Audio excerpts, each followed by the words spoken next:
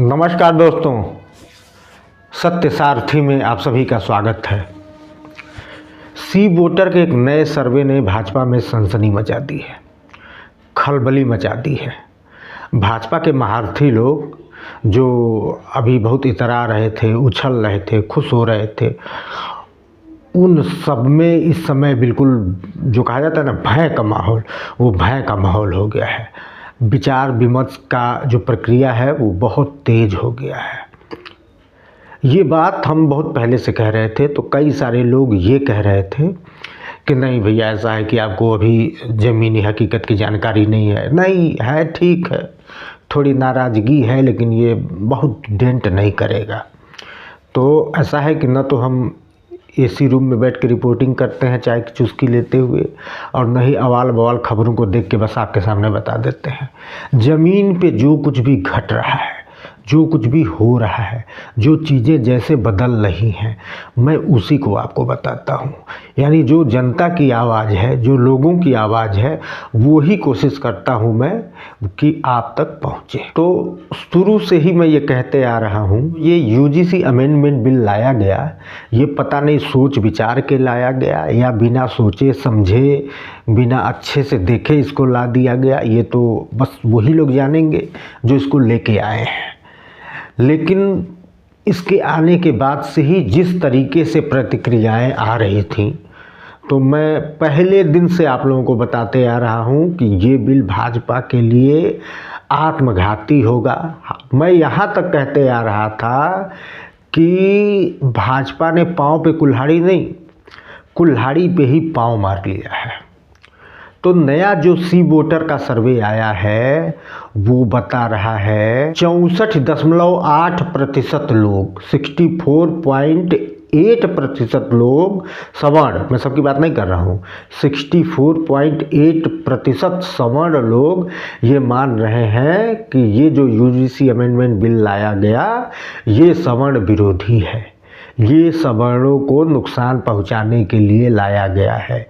इससे सवर्णों को बहुत ज़्यादा नुकसान होगा। कितना? 64.8% लोग। अब आप आंकड़े के उसमें न हो जाइएगा कि 64% का मतलब 0.8 मतलब 65 मान लीजिए मोटी मोटा, तो यानी 35% लोग इसके समर्थन में है। नहीं, ऐसा नहीं होता है। आंकड़े बताते हैं, आंकड़े बहुत कुछ बताते हैं, लेकिन आंकड़ों को एक अलग नज़रिए से समझना होता है। जैसे कि अभी तक जो भी चुनाव के आंकड़े आए हैं, 2024 के बाद की नहीं, 24 के पहले की मैं बात कर रहा हूँ, तो मोदी की जो लोकप्रियता प्रतिशत है वो हाईएस्ट जब गया था वो 44-45 के आसपास गया था। यानी 44-45% के आसपास मोदी की लोकप्रियता, जो कि बहुत ज़्यादा थी अन्य नेताओं की अपेक्षा। अभी तक जो भी नेता हुए हैं उनकी जो लोकप्रियता रही है उनके कंपैरिजन में, उनके तुलना में ये बहुत बड़ा था। तो सोचिए 45% जो था आंकड़ा, वो एक बहुत बड़ा आंकड़ा था, और जो रिजल्ट में परिलक्षित भी हुआ, दिखा भी कि हाँ इसका मतलब क्या होता है। तो ऐसे ही ये समझिए कि ये जो 64.8 का मतलब क्या है। बहुत सारे लोग ऐसे होते हैं जो पार्टी से जुड़े होते हैं, पार्टी के कार्यकर्ता होते हैं, या डायरेक्ट इनडायरेक्ट इन्फिशरी होते हैं, उनको लाभ मिलता है।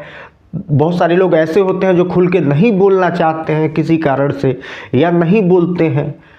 लेकिन 64.8 का प्रतिशत का मतलब बहुत बड़ा डाटा, यानी बहुत बड़े से भी बड़ा वर्ग भाजपा से पूरी तरह से नाराज है। और सिर्फ नाराज नहीं है, वो ये कह रहा है कि अब हम भाजपा को वोट नहीं देंगे। ये बड़ी खतरनाक है, इसके बारे में हम और विश्लेषण करेंगे। लेकिन उसके पहले एक चीज़ समझिए कि होता क्या है कि जब भी कोई पार्टी सरकार में रहती है, उसकी कुछ नीतियाँ होते हैं, उसके कुछ काम होते हैं। विरोधी जो होते हैं वो उन पे आरोप लगाते हैं। वो आरोप चिपकते कब हैं और कब नहीं चिपकते हैं, इसको मैं खूब खोल के समझाऊंगा। मैं प्रैक्टिकली समझाता हूँ जो घटित हो रहा है, जो समाज में जो आप लोग देख रहे हैं। मैं बड़े पत्रकारों की तरह आंकड़ों की बाजीगरी नहीं करता हूँ।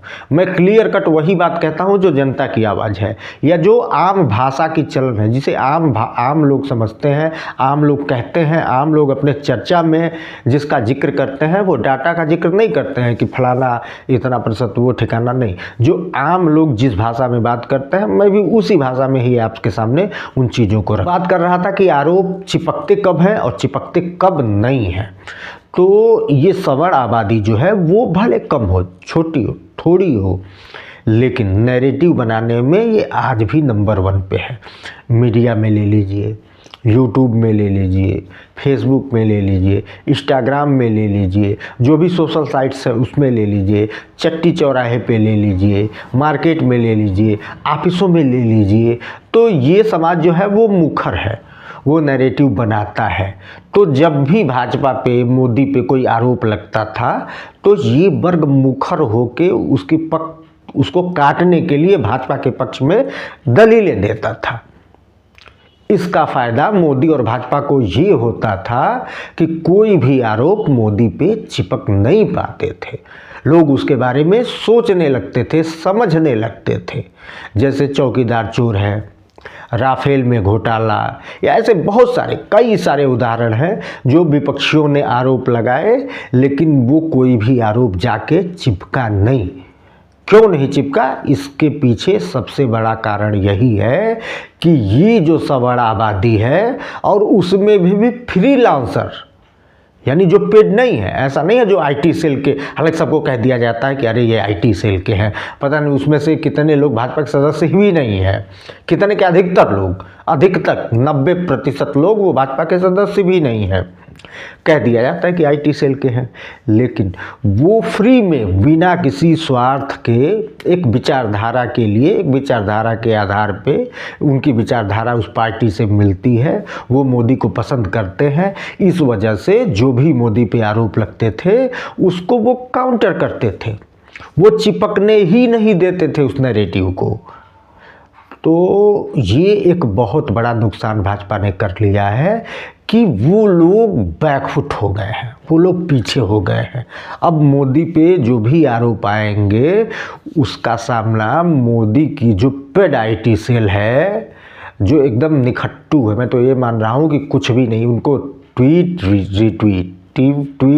रिट्वीट, 2-4 फोटो, 2-4 महापुरुषों के जन्मदिन की शुभकामनाएं, इसके अलावा वो नैरेटिव पे कुछ भी बहुत पॉजिटिव नहीं कर पाते हैं। जो भी नैरेटिव बना रहा था वो फ्रीलांसर ही बना रहा था, यानी जो फ्री में भाजपा की सेवा कर रहा है वो भाजपा से हट गया है। मैं आपको एक बहुत बड़ी ज़मीनी हकीकत बता रहा हूँ, हो सकता है आप मुझसे सहमत हो सकता है आप मुझसे सहमत ना हो सकता है आप मुझसे खुश हो सकता है मुझसे नाराज़ हो। ज़मीन पे जाएंगे, लोगों से मिलेंगे, लोगों से बातें करेंगे तो आपके समझ में आ जाएगा। मुझे कुछ ऐसे लोग मिले जो मोदी के कट्टर समर्थक हैं, कट्टर इस लेवल के समर्थक हैं कि जैसे अंधभक्त भी कहा जाता है, तो कुछ लोग हैं अंधभक्त भी, इस लेवल के समर्थक हैं कि मोदी जी अगर टट्टी भी कर दें और उनके टट्टी के बारे में बात किया जाए तो अगला इस लेवल तक सपोर्ट करेगा, कहेगा नहीं वो तो सेंटेड टट्टी करता है, उनके टट्टी से तो खुशबू आती है, जैस्मिन की आती है, रोज़ की आती है, उनके टट्टी से भी खुशबू आती है। इस लेवल तक जो बचाव करते थे, ये कह रहे हैं कि मोबाइल पे अब जब मोदी का चेहरा दिख रहा है तो हमें गुस्सा आ रहा है, हम उसको हटा दे रहे हैं, स्किप कर दे रहे हैं। जो मोदी के मन की बात सुनते थे आधा घंटा, 1 घंटा लाइव सुनते थे, उसके बाद 1 आध घंटा फिर रिपीट टेलीकास्ट भी देखते थे, यानी 2-2 घंटे मोदी के मन की बात सुनते थे। आज वो ये कह रहे हैं कि जैसे ही मोदी का भाषण तो दूर की बात है, मोदी की जैसे ही फोटो दिख जा रही है वो स्किप कर दे रहे हैं। इस लेवल तक नाराज़गी है लोगों में। और सी वोटर का जो नया सर्वे आया है, सी वोटर जो है यशवंत देशमुख, एक चर्चित नाम है, एक बड़ी एजेंसी है ये, जो एग्जिट पोल भी करती है, सर्वे वगैरह करती रहती है। यशवंत देशमुख को अक्सर आप टीवी पे देखते होंगे, बड़ा नाम है यशवंत देशमुख। तो जो भारत की सबसे बड़ी एजेंसी है सर्वे करने वाली चुनावों की, पॉलिटिकल, उसमें से एक नाम है सी वोटर का। तो सी वोटर ये बता रहा है कि 64.8% लोग इस यूजीसी अमेंडमेंट बिल की वजह से भाजपा से बहुत नाराज हैं और कमोवेश ग्रामीण शहरी दोनों इलाकों में, दोनों जगह, क्योंकि भाई बच्चे तो सबके हैं, सबके बच्चे हैं, तो दोनों जगहों पे ये असंतोष बहुत बड़ा है, बहुत बड़ा है। और अगर भाजपा ने इस पे कुछ पॉजिटिव वर्क नहीं किया, इनको साधने के लिए कुछ अच्छा नहीं किया, कुछ इस तरीके का नहीं काम किया कि जिससे फिर से इनका मन बदले, ये फिर वापस भाजपा के साथ आए, तो भाजपा को इससे बड़ा नुकसान होने की संभावना है। कुछ पॉलिटिकल विद्वान पत्रकार ये बता रहे हैं, मैं कोट अनकोट नहीं बता रहा हूँ, भावार्थ उनका भाव क्या है वो बता रहा हूँ कि इसके पीछे की मंशा क्या रही है। अमेंडमेंट बिल की बात कर रहा हूँ मैं, उसका मंशा ये था, जैसे गांव गिराव में खूब बड़ा लोगों का दरवाज़ा होता है, इसको दुआर कहा जाता है। जो लोग भी गांव से जुड़े होंगे वो जानते हैं, वो लगभग 3000-4000 स्क्वायर फीट से ज़्यादा में ही होता है। बड़े बड़े वो होते हैं दुआर, दरवाज़ा जिसको कहते हैं। दरवाज़ा का मतलब वो लकड़ी का दरवाज़ा नहीं, खाली ज़मीन, खाली जगह। वो गाँव में वो ज़रूरत भी कह लीजिए, फैशन भी कह लीजिए, जैसे गांव में मैरिज हाल तो होते नहीं है, तो शादी ब्याह फंक्शन सब लोग अपने दरवाजे पे ही करते हैं। तो वो पहले से ही चला रहा है कि एक बड़ा सा वो स्पेस होता है जिसको दुआर कहा जाता है। तो उस दुआर पे अब मान के चलिए कि कोई कागज़ है, कोई लेटर ही है, उस 150 पन्ने आपने उसको छपवा लिया है, उसको छोटा छोटा छोटा छोटा फाड़ के पूरे हिस्से में गिरा दीजिए। अब कोई उसको उठाने जाए, एक एक एक एक चुने, तो कमर में दर्द होने लगेगा। धीरे धीरे उठाएगा, 2-4-10 छूट भी जाएंगे। तो उसका विकल्प ये होता है कि खरहर का मतलब एक लंबा झाड़ू जिसकी हैंडल खूब लंबा हो। हालांकि पहले तो वो अरहर का होता था, अब अरहर की खेती भी कम हो गई है, या जहाँ है वहाँ होता होगा, तो अब झाड़ू ही आ गया है, उसमें लंबा लकड़ी लग गया है, उसको खरहर बोलते हैं। तो उससे जब आप मारेंगे तो बड़ा एकदम आराम से सब मार के उसको इकट्ठा हो जाता है, जो भी कूड़ा पत्ता कागज़ है वो इकट्ठा हो जाता है। तो भाजपा ने ये सोचा कि चलो ये तो छोटा सा वो है, छोड़ो इसको, खरहर लगाओ, और ओबीसी का बहुत बड़ा है, खूब फैला हुआ है, उसको मार के समेट लेते हैं, इकट्ठा कर लेते हैं। लेकिन जैसा मैंने पहले आपको बताया था कि चौबे जी गए थे दूबे जी बनने और छब्बे जी बन के आ गए, तो वो उनका वोट तो मिला नहीं, उनकी नाराज़गी अलग हो गई है। उसमें भी ये मिला दिए ओबीसी एससी एसटी को अलग एक साथ। एससी एसटी अलग नाराज़ है कि भैया ओबीसी को क्यों मिला दिया, ये भी हमको उतना ही प्रताड़ित करते हैं जितना सवर्ण करता है, वो अलग नाराज़ हो गए। ओबीसी अलग नाराज़ हो गया कि भैया मिलाया तो हमको बड़ा अच्छा किया, लेकिन फिर ये स्टे बिस्टे वाला कार्यक्रम हो गया, तो ये आपने बड़ा बहुत अच्छे से उसको वो काउंटर नहीं किया, कोर्ट में सही से पक्ष नहीं रखा, तो वो अलग नाराज़ हो गए। और जो सबसे बड़ी नाराज़गी, जो बेस था आपका सवर्ण वोटर, वो तो इस तरीके से आहत हो गया है कि मैं फिर आपको बता रहा हूँ 64.8%। यानी जो आपके लिए कटने मरने को तैयार हो रहा था, वो ये कह रहा है कि भैया अब मोदी का फ़ोटो देख रहे हैं मोबाइल में तो स्किप करते रहे हैं, गुस्सा आ रहा है देख के। तो सोचिए किस कदर ये नाराज़गी फैली हुई है। अगर इस नाराज़गी को नहीं रोका गया, इस पे उचित कार्यवाही नहीं की गई, तो ये मान के चलिए कि भाजपा को एक बड़ा नुकसान होना तय है। मैं पहले भी दोहरा चुका हूँ, फिर से एक बार दोहरा रहा हूँ कि भाजपा को जो नुकसान होना है उसमें सबसे ज़्यादा खतरा उत्तर प्रदेश में ही दिख रहा है। 2027 में यूपी में इलेक्शन होने वाला है, और जो भी विरोधी रैलियां हुई हैं, सड़कों पे लोग आए हैं, उसमें सबसे ज़्यादा उत्तर प्रदेश में ही इसका असर देखने को मिला है। ऐसा नहीं है कि पैन इंडिया नहीं है, पैन इंडिया है, लेकिन यूपी की आबादी सबसे बड़ी है पूरे भारत में। जितने भी स्टेट हैं उनमें यूपी सबसे बड़ी आबादी वाला स्टेट है। तो जब ये सबसे बड़ी आबादी वाला स्टेट भी है, सवर्ण भी यहाँ ज़्यादा है, तो जाहिर सी बात है कि सबसे ज़्यादा असर भी यहीं देखने को मिलेगा।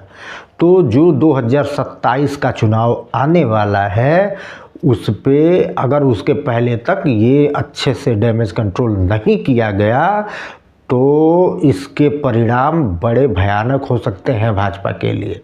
इस सर्वे के आने के बाद भाजपा में खलबली अच्छी तरह से मच गई है।